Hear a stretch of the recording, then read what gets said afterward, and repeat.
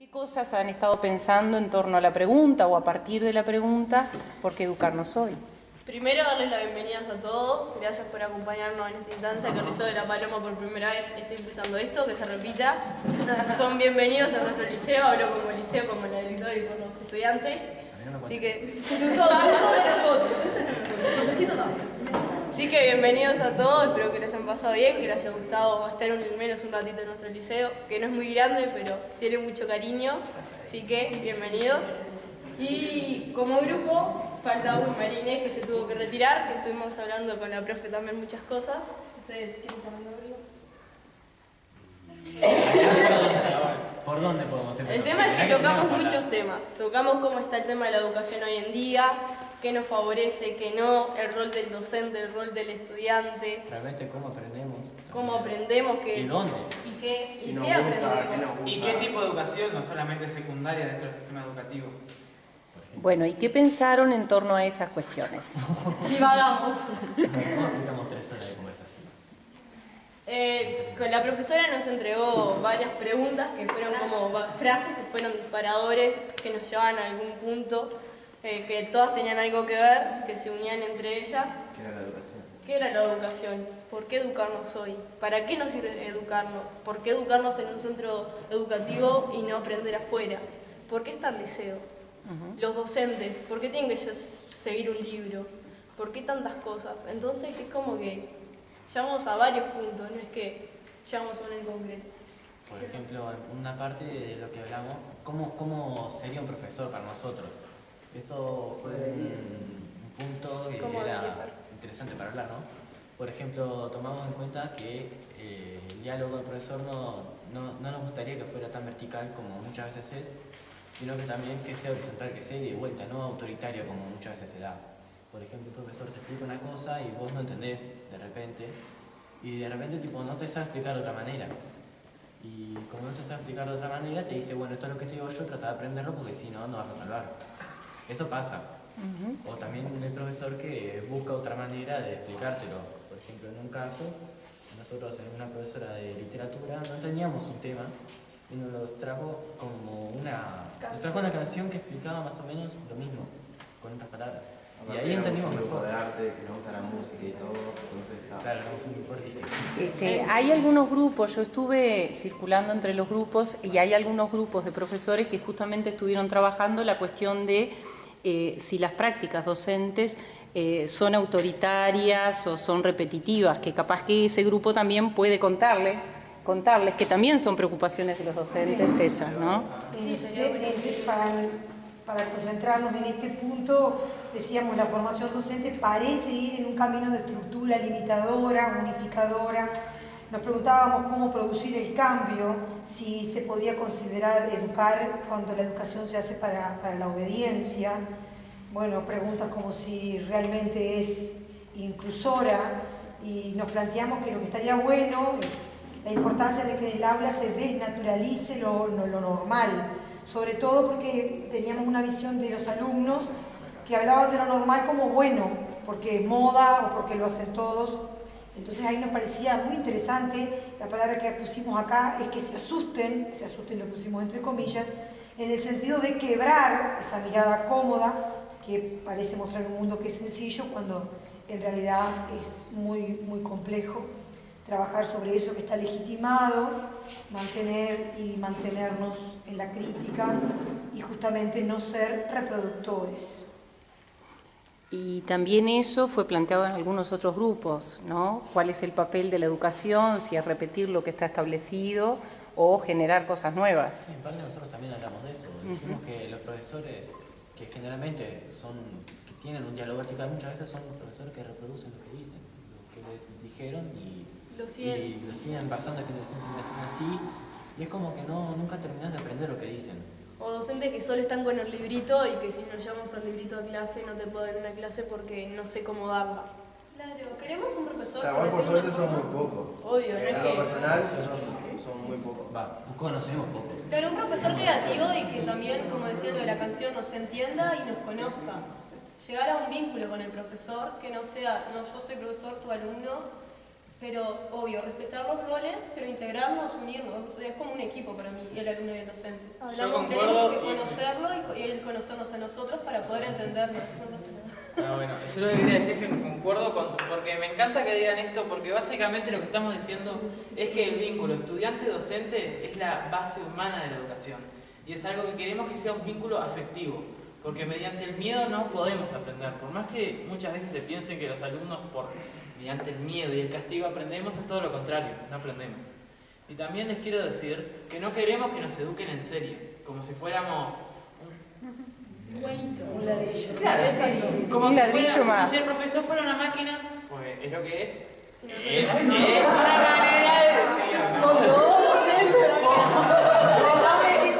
Se trata como si el profesor fuera una máquina y nosotros plasticina. La máquina le da la forma una tras la otra. Es lo que no queremos. Queremos que sea una clase interactiva, que podamos interactuar. Y no precisamente porque el profesor se baje al nivel de nosotros, entre comillas, va a hacer que nosotros vamos a abusar de él, porque habíamos tratado una vez eso con los profesores y decían que si ellos se ponían al mismo nivel que nosotros nos íbamos a aprovechar y nos íbamos a ir de mambo, entre comillas. Y usted, perdón, yo iba a preguntarles, ¿no? Porque capaz que también los docentes pueden aportar en eso, ¿no? ¿Ustedes identifican cuáles serán las razones por las cuales los docentes seguimos haciendo siempre eso? Y realmente no sabríamos decir una causa. Yo no sabría decir una causa, pero es algo que pasa seguido, no sé. Realmente, a ver, no sé. Básicamente porque los profesores son alumnos. Cuando viene un inspector a la clase, el docente se comporta exactamente igual que nosotros en la clase. Cuando nosotros entramos a la clase, muchos de los que fuera somos insoportables. No, en mi caso no, pues soy insoportable adentro y afuera, pero tengo compañeros que son insoportables afuera y dentro de las clases se hacen los bobitos por la nota. Y se portan bien y se hacen los alumnos perfectos. Pero sin embargo, los docentes, tengo profesores que son mal dando clases, que nos tiran los libros y dicen, aprendan como puedan. Cuando venga el inspector nos dicen, vení, pasá el pizarrón, participa. Básicamente, Grandes actores de nosotros. muchos docentes se comportan con los inspectores de la misma manera que nos comportamos nosotros con ellos. Por lo tanto, eso quiere decir que el sistema educativo es vertical y los profesores nos están enseñando lo que a ellos se les impone, entre comillas. No estoy buscando culpables, por la duda. Pero bueno aclararlo. Entonces, ¿qué tenemos que hacer? Parar un poco el mambo de darnos palos entre nosotros y tratar de ver cómo las cosas de la perspectiva del otro y cómo mejorar. Porque al fin y al cabo el profesor no es mala gente por estar ahí arriba. Es muy en el fondo, ¿no? Exacto. Ustedes son personas como yo, también se equivocan. También ustedes poder ser, ¿no? Poder ser, vamos a ser nosotros y que ustedes puedan ser ustedes. No tener que actuar ni yo ante un profesor ni el profesor ante mí. Que podamos ser como somos y expresarnos como somos. Conocernos. Básicamente autenticidad a la hora de la clase, ser como se es y no como creen que deben ser, o sea, no ser actores a la hora de la clase. Bueno, capaz que los grupos también pueden ahora intervenir diciendo que estuvieron discutiendo. Mire que nosotros aquí anduvimos con la figura del inspector, aunque aclaramos que en filosofía es un lugar menos común. Pero hablamos como docentes que convivimos en la institución y pusimos, parece que en la teoría se está haciendo camino respecto a trabajar autónomamente, a salir del lugar común, ¿verdad? Pero que en la práctica sigue pasando que llegado el momento, todo eso que se había propuesto y promovido cae en ese lugar común de decir a qué altura del programa va, o qué temas, por qué no ha tratado estos temas, o realizar en definitiva la evaluación del modo más tradicional, aún cuando en el año se hubiera trabajado de otras maneras. Aclaramos nosotros que en nuestro caso concreto tenemos una enorme ventaja por la libertad, el abanico que da de libertad de cátedra el programa, pero no es lo común en todas las asignaturas. Todavía sigue pasando. Como ustedes dicen, viene el inspector y baja verticalmente y a veces te echa por tierra acciones que podían tener un cambio interesante. Claro, que es todo que es como una cadena, ¿no? Digo, porque si el docente se tiene que ceñir, como ustedes decían, al libro, en muchas asignaturas pasa que justamente el docente lo hace porque a nivel superior, a nivel de inspección, se exige y se cuestiona de repente por qué no estás, por qué no se dieron determinados temas a una determinada altura del año. Digo, por eso decíamos, como decía Gisela, que realmente en filosofía se da, uno tiene otra apertura en ese sentido, pero que no es en todas las asignaturas. Que sería una cosa de unificar criterios entre todos los ámbitos. Y una cosa que me parece a mí... ¿Es cierto que filosofía es distinto? Y en general todo es distinto una cosa de la otra, ¿verdad? Por algo...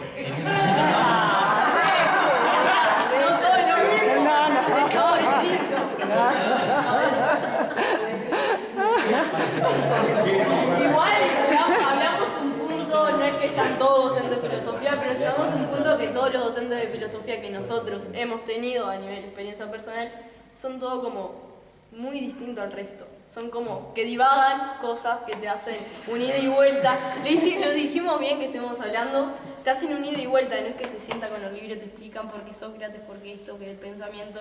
Te lo hacen más, pensar, o sea. te hacen pensar, te hacen reflexionar las cosas que te están diciendo. Claro, en general el profesor de filosofía es diferente de nosotros en el punto en cómo trabaja en sí la filosofía. Porque la filosofía no estudia leyes, ¿verdad? La filosofía lo que hace es tratar de enseñarte a razonar. Y es ahí donde está la principal diferencia. No tanto, bueno, en el profesor sí, porque el profesor que elige filosofía justamente, supongo yo que no elegí filosofía todavía, ¿no? Pero el que elige la filosofía la elige por una forma de vivir, ¿no? O sea que es diferente de general. O sea, en general todas las otras cosas que estudiamos son materias que siguen leyes. La filosofía sigue un método de vida que es una cosa muy diferente de lo demás. O sea, como que una cosa te enseña, te da herramientas para vivir y la filosofía te enseña a vivir. Vos querías intervenir ahora, ¿no? En el grupo, en realidad, estuvimos como pensando en relación a las dos cosas que planteaban. Por un lado, ese cuestionamiento de si somos reproductores del sistema, a pesar de que al mismo tiempo queremos ir en contra de este sistema, que es lo que están planteando ustedes, ¿no? Y ese lugar en el que nos encontramos de tensión entre ser críticos, pero al mismo tiempo ser cómplices. Y era como, vos estabas planteando lo ideal, ¿no? Que un modo de vida, el cambio en un modo de vida, pero nosotros mismos nos cuestionamos, ¿realmente somos consecuentes con lo que decimos, con lo que hacemos, ¿no? Con esa esperanza de cambio, pero a pesar de esa necesidad de cambio que tenemos nosotros, como decía uno de los textos, que nos dejamos conquistar por lo mismo que estamos comunicando. Entonces, estábamos como medios en esa tensión. No sé si quieren agregar algo los compañeros. Bueno, acá también estuvimos en esa misma línea pensando,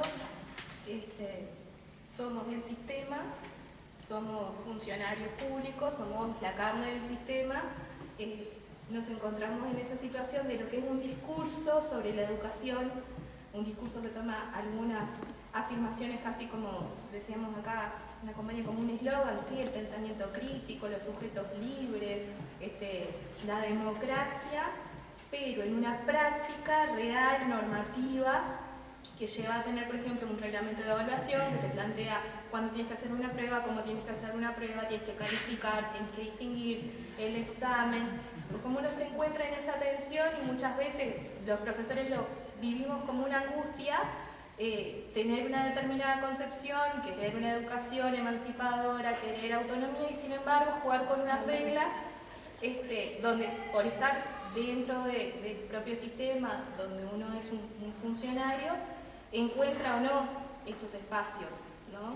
Como se encuentra esa contradicción y nos preguntamos hasta dónde estamos cumpliendo con lo que nos proponemos o hasta dónde estamos siendo reproductores, funcionales. Claro, nosotros en realidad pensamos que muchas veces se da eso que decís porque estamos con el mismo sistema educativo hace más de 100 años, que lo que hace es responder a los intereses de una cierta clase que es la clase dominadora. Eso es lo que está preguntando ella, ¿no? ¿Cuáles serán las causas de por qué pasa? Entonces, claro, O sea, no podemos ir en contra de lo que mandan los otros porque son nosotros los que mandan por sobre nosotros. O sea, lo que pasa acá es que tenemos un sistema de enseñanza muy conservador. Que en realidad lo que habría que hacer es cambiar el sistema entero y eso es un trabajito, ¿no? No, y aparte no le serviría tampoco al Estado que cambie el sistema. A la gente que maneja el dinero. Que pensaba que le estaba No le conviene. Que fueran todos pintores y todos músicos, no le serviría. Es verdad, es que pienso. Y hay una cosa que tenemos que aclarar. Lo estuvimos discutiendo con... A él no le pregunté, pero está. Después todo el resto nos pasó que nos sentimos más cómodos acá que, por ejemplo, en una clase común y corriente de historia. O cualquier otra materia. ¿Qué diferencia hay entre lo que se vivió hoy acá, las charlas y todo, a una clase común y corriente? ¿Por qué si hoy pudimos debatir, discutir, aprender de la psiquiatra? ¿Dónde está la querida acá? Ahí, que justo nos comentaba cosas también, aprender entre todos. ¿Y por qué en una clase común y corriente no se puede dar ese ambiente? ¿Por qué en una clase común y corriente no nos sentamos todos así y discutimos de distintos puntos de vista?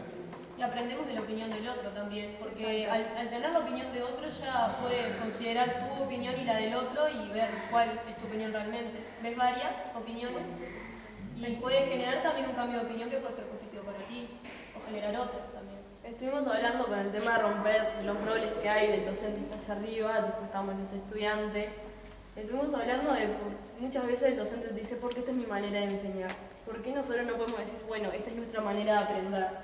Nunca lo decimos. Todos tenemos una manera de aprender distinta. No somos 30 estudiantes que aprendemos de la misma manera. Que algunos aprendemos con la música, otros aprendemos porque me dan un libro y lo leo y ya está. Todos tenemos distintas maneras de aprender y el docente tiene que tener distintas maneras de enseñar. Porque es verdad, tampoco el docente le sirve. No, porque en secundaria me piden que yo con esto explique. Y a veces los docentes lo tiran al agua, bueno, aprenda a nadar. Y tal vez no sabe nadar, es la primera vez que se está tirando al agua. No sé si queda claro lo que queremos decir. Entonces, lo que tratamos es que, es verdad, nosotros tenemos que cambiar, los docentes tienen que cambiar, secundaria entera tiene que cambiar. La sociedad entera tiene que cambiar. Estamos hablando de aprender, la pregunta es ¿para qué educarnos hoy? Pero no solo nos educamos en un centro de estudio. Aprendemos de la tele, de las redes sociales, salimos, aprendemos del vecino que está pasando por la calle, aprendemos de nuestros padres, aprendemos entre nosotros. Esa es la manera de aprender, de educarnos hoy. Nos educamos con todo.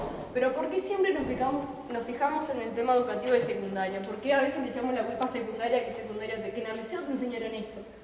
Tal vez que aprendemos cosas que nuestros padres nos enseñan y después les dicen, porque en el liceo tú vas al liceo y te enseñan esto. Tenemos que cambiar la mentalidad todos, no solo los estudiantes ni solo los docentes. La sociedad entera tiene que cambiar. Educarse no es solo liceo, básicamente eso. Claro, realmente lo que tenemos que aprender antes que nada es aprender qué debemos aprender. ¿Y para qué lo queremos aprender? Porque, sinceramente, pensar que cada cosa que te pasa no te modifica es muy tonto. Porque realmente cualquier mínima cosa que sea, en alguna mínima forma, te cambia. Algo te cambia siempre. Incluso nosotros. Yo no tengo ni idea cómo puedo influir en la vida de otro estudiante, de otro compañero, de otra persona, porque no entro en la cabeza de él. Solamente estoy con él un tiempo, con él 4 horas, y yo no sé hasta qué punto influyo. Algo que le puedo decir, ya sea gordo, feo, ya entró en el tema del bullying, pero bueno, lindo, cualquier cosa, hasta la forma de explicar que tiene un profesor, la forma que influye un profesor en nosotros, no hay forma de saberlo, pero influye. Muchas veces seguimos haciendo las cosas igual sin pensar hasta qué punto influimos en la vida del otro. Estuvimos hablando hoy que tenemos nosotros, de lo que estamos acá, 3 queremos ser docentes. Estuvimos hablando de que un docente a nosotros nos marca. Estuvimos hablando que tenemos grandes ejemplos de nosotros son docentes. Por algo queremos ser docentes después. O sea, ustedes son el ejemplo de muchos de los gurises. Que eso también tienen que tener en conciencia ustedes. Wow, sí, porque a un gurí le puedo marcar la vida. Y eso le tienen que empezar ustedes, no nosotros. Así que son un ejemplo para nosotros. Y nosotros en un punto queremos... Casi. Y nosotros en un punto queremos ser el ejemplo de ustedes. Eso es lo que queremos. Que no solo sea un ida y vuelta. Queremos... A fin de cuentas es lo que pasa. Siempre hay por lo menos a nosotros siempre nos pasó. Cada vez que estamos en el liceo, en esta etapa de la vida en la que estamos, siempre tenés a alguien que siempre es un profesor que tenés como referente. Yo, por ejemplo, tengo 3 o 4 profesores, generalmente matemática de referentes, que realmente me supieron explicar matemática. De verdad aprendí.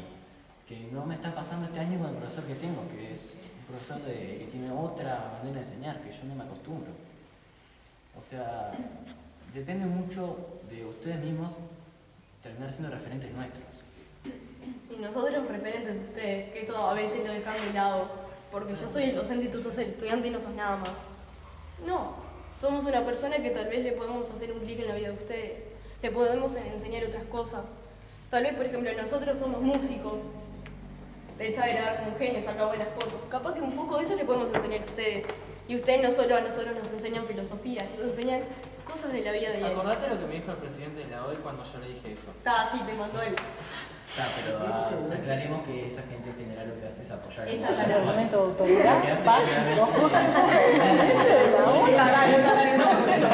El ámbito sensible, después de eso lo podemos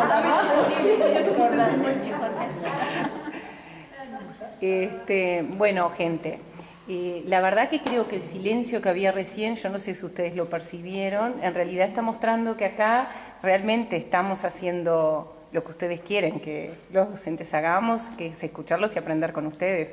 Claro que estamos aprendiendo todos juntos. De hecho, yo decía que la instancia de las Olimpiadas son una oportunidad para mejorarnos a todos.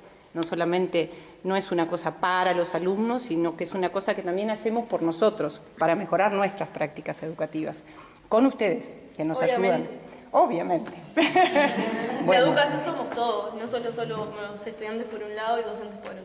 Somos un conjunto de personas que siempre tira para un mismo lado. O siempre hay uno que tira para allá, pero tenemos que traerlo que tire con nosotros. Y esto es una prueba que capaz que podemos cosas. O para allá. O para acá. Ajá. Bueno, fuimos con física y empezamos a hacer una historia linda. Bueno, no sé si alguno de los compañeros quiere decir algo más. Me gustaría que ustedes opinen algo de lo que estuvieron hablando. En un minuto, sí. Galeano nuestro, que se murió hace unos días, decía algo que ustedes lo alargaron ahí muy interesante, para que no se olviden. Había uno que andaba todo el día mirándose en el espejo. Pero no, loco, ¿qué haces? Aquí estoy controlando el enemigo.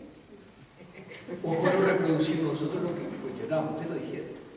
Y ustedes que son chicos, que después el sistema no nos lobe, ¿no? Eso es el desafío más grande. Después, viste, como te normaliza, como decís vos, te pone saca a todos iguales. Claro, el desafío más grande que tenemos es, después de aprender qué no queremos ser, no transformarnos en eso. Realmente lo que termina siendo más cómodo. O sea, poder lograr vivir con la carga de no transformarnos en lo que odiamos. Hacer la diferencia. Hacer un clic en nosotros mismos. Yo me pregunto si las Olimpiadas no las necesitamos para nosotros, porque ellos ya están pronto. No, por suerte este es el lanzamiento de las Olimpiadas, porque vamos a tener para pensar esto, para pensarlo mucho. Así que... Bueno, y nosotros tenemos un tiempo que tenemos que agradecer nada más a todo lo que hemos vivido y aprendido, agradecerles especialmente a ustedes, al liceo, a toda la organización que hubo para que pudiéramos tener esta instancia. Así que bueno, felicitarnos a todos.